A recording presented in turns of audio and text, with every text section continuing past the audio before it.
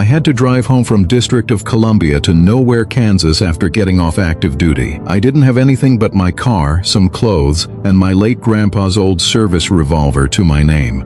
Couldn't leave base until 5 p.m., which put me in West Virginia after dark. My GPS decided to transfer me between highways via a few back roads. In the meantime, it just quit working.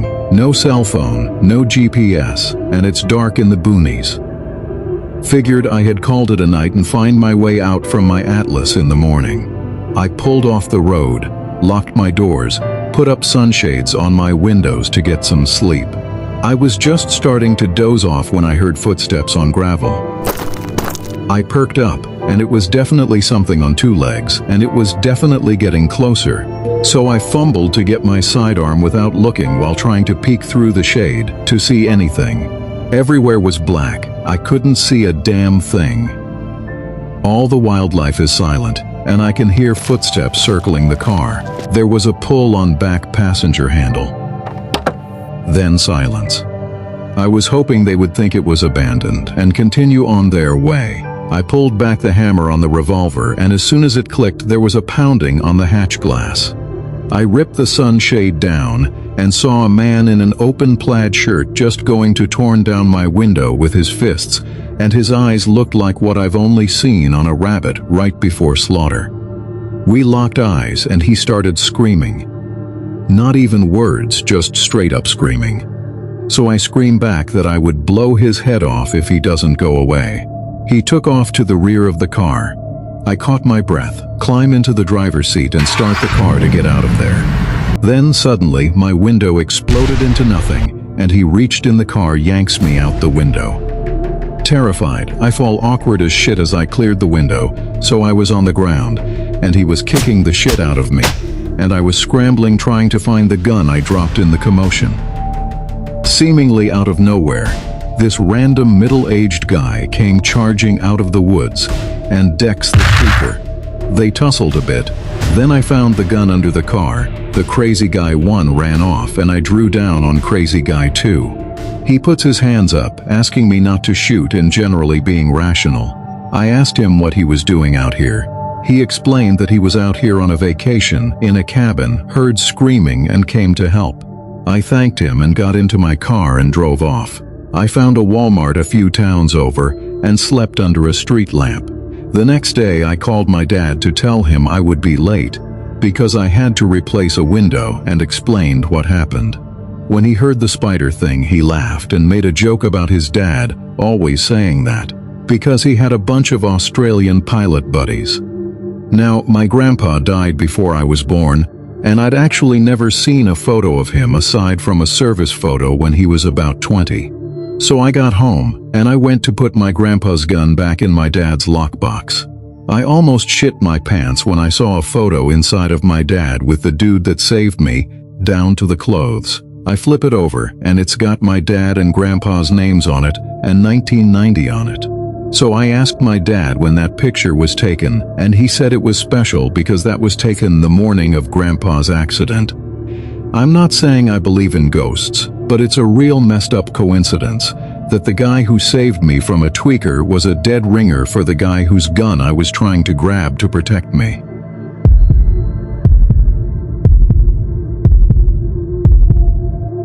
Around 2006-ish, I was driving flatbed. I picked up a load of construction material, drywall, roofing. Don't remember, but it was pre-packaged in boxes, and I remember having to use strap protectors on the load in rural Tennessee. Memory is foggy now, but I want to say it was between Memphis and Nashville, but closer to the intersection of the Mississippi-Alabama-Tennessee state lines. I tarped the load and left the shipper. About 5 miles down the road, in the middle of nowhere on a 2-lane road, I noticed my tarp flapping in the wind. I found a wide shoulder and pulled over to fix it. I realized that I just flat did a shitty job tarping this load and decided to redo it on the side of the road. I undid all the bungee straps, dragged the tarps off, roll them back up, climb up on the load and start unrolling the tarps again. Then I saw a guy walking down the same side of the road I'm on, coming towards my truck. I didn't think anything about it other than to keep an eye on him because I was in the middle of nowhere and continued what I was doing. About the time I had all the tarps set in place, and I was climbing down to start hooking the bungee straps back on, this dude was getting close enough that I was then paying more attention to him than I was to tarping my load. I grabbed my winch bar and set it on the trailer where I was working just in case. The guy got to me, and the first thing I noticed was his hair. It was like a mullet, but it was patchy. Like he tried to cut his own hair and had a seizure in the process, good enough to party. The next thing I noticed were his eyes, which I can only describe as off. Like they were clear. I didn't think he was drunk or high or anything, but it also gave me the distinct impression that the elevator didn't go all the way up. His clothes were dirty and not well maintained, with dirty white tennis shoes, because I remember he didn't have laces on one shoe and the tongue was noticeably out of place. He stopped by me and waited until I acknowledged him, and then he said, "I've got a long walk." I was like, "Yeah man, you do, we're in the middle of nowhere," making it clear there was no ride to be had here. He nodded and started walking by me, continuing on his way. He stopped at about the driver door on my truck and turned around. Again he came back to me and repeated himself. "I've got a long walk." At this point I explained that I can't give him a ride insurance and all that. I apologized for not being able to help him out, and he seemed to accept it. He turned around and went on his way. I waited for him to get a little farther away from my truck and started working on finishing the tarp job. I still kept an eye on him while he was moving away from me. As I was putting on the last of the bungee straps, I looked over to check where he was at. Then I noticed that he had turned around, heading back towards me, now about 100 yards in front of my truck, and coming back my way. It looks like he was talking on a cell phone, because he had his hand up to his face, and I can barely make out his mouth moving, and his other hand waving like he's having a conversation with someone. I finished with the straps, grabbed my winch bar, and as I was climbing into my truck, he was about 10 yards away now. As soon as I was in the cab, I locked the doors and set the winch bar on the passenger seat just in case. I looked at the guy and realized he was not talking on a phone. He was talking to his hand, and now I'm nervous. 'Cause he doesn't look like he was having a nice pleasant chat. It looked more like an angry conversation. I cranked the truck up, put it in gear and just pull out, didn't look for traffic or anything. As I passed him, he was just looking at me, still holding his hand to his face, with this dead look on his face, just staring at me. It gave me the creeps. About the time I hit 5th or 6th gear, I looked in the mirror and there was no one there.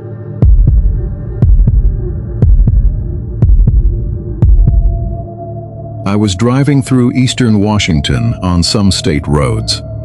There were no rest stops or cities, but I had done the route enough to know there were these massive dirt areas every 40 miles where you could park safely away from the road. I decided to call it a night and closed my blinds and laid down to watch something on my phone. After roughly an hour, I heard someone trying to open the driver's side door. I haven't heard any vehicles on the road the whole time I parked there, but I got up to peek through the curtains. As I was looking out into the blackness of the driver's side window, I heard them try the passenger side door. I peeked down from the top of the curtain but can't see anything, so I start the truck and kick on the lights. I was fairly freaked out at this point, so I'm still not opening the curtains but peeking through gaps. Nothing. Nobody is standing near either of my doors or parked within sight line. I took a deep breath and closed the sleeper curtains too, because for some reason that's going to make things better, right? After laying back down and convincing myself that something blew against the truck and it only sounded like the doors, I heard what sounded like someone trying to pry open the vents on the sleeper. The door handles started clicking again, and the truck started shifting like someone was climbing on it. I hit the little alarm button in the sleeper, hoping to spook them off, but it didn't nothing but add to the noise of door handles, fingers tapping on windows and chassis, and the hiss of air coming out of the suspension. Then suddenly it stopped. A few moments where I can only hear myself breathing and my heart pounding before I hear another truck approach and then drove by. I spent the next few hours waiting for whatever it was to come back, but it never did. In the morning, I couldn't find any footprints or damage to my truck, but on every window were tiny human-looking handprints, like a toddler had licked their hand and stuck it to my window over and over.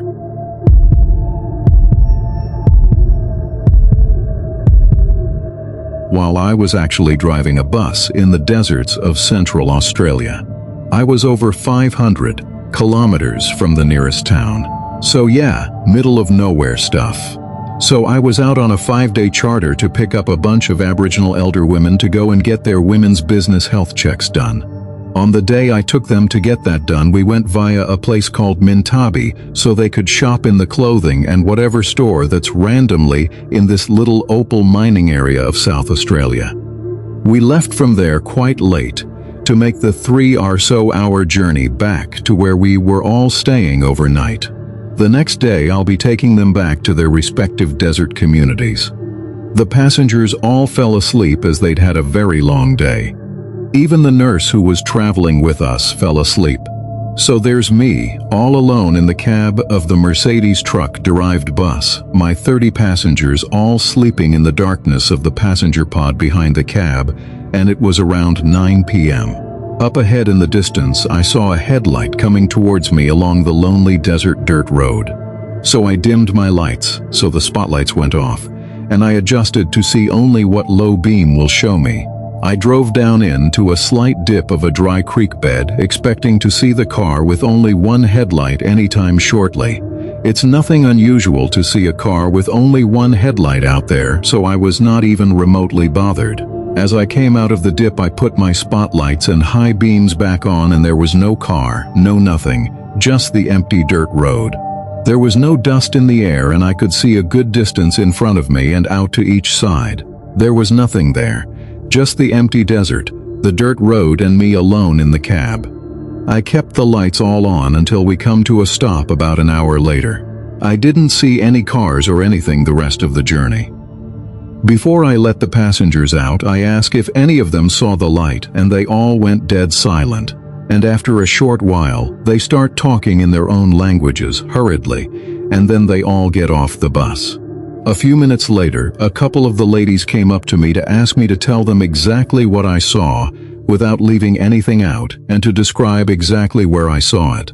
Now, I'm a big guy. I've lived on 3 continents. I've been a police officer, a teacher, truck driver, all sorts of things. Let's just say that I'm pretty skeptical, but I do have an open mind. I'm not scared by much in this world. After I told these ladies everything from start to finish and described in minute detail exactly where it happened, the 2 ladies looked at me with the whites showing in their eyes. They looked spooked and they said, and I'll never forget the way they said it. They said this, "Driver, we are so lucky that you did not stop, because if you did, no one would have seen any of us ever again. We'd all be gone." I asked why, and they just shook their heads and said to not talk about it, because it had scared all the ladies. I'm sure many people have heard about the Min Min lights in Western Queensland. Well, whatever these ladies knew about whatever I saw in that location, they were convinced that it wasn't something you wanted to meet in the desert at night. I only ever saw this once. I only saw it for maybe a minute, and it just looked like a car headlight a couple of kilometers away up the road. But I'll tell you what, if the ladies that came from this area and whose people have survived in this desolate, remote part of the continent for 60,000 years were worried to the point of all being scared, I certainly don't want to mess with whatever it is.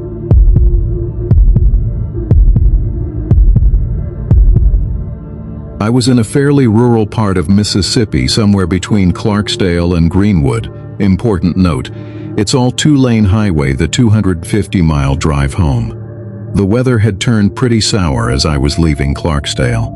I called my wife and told her there was high wind advisories and very possible tornado threats throughout the Delta, and I'll call her as soon as I made it to a safe area again. I had already been working for 14 hours when I got in the truck, so I had ate dinner and grabbed some coffee to stay awake and alert. Now, if you've never driven through flat farmland at night for 100 miles, it's very fatiguing and spooky, and without inclement weather I would have driven maybe 30 miles out into the farmland when hail started bouncing off my truck.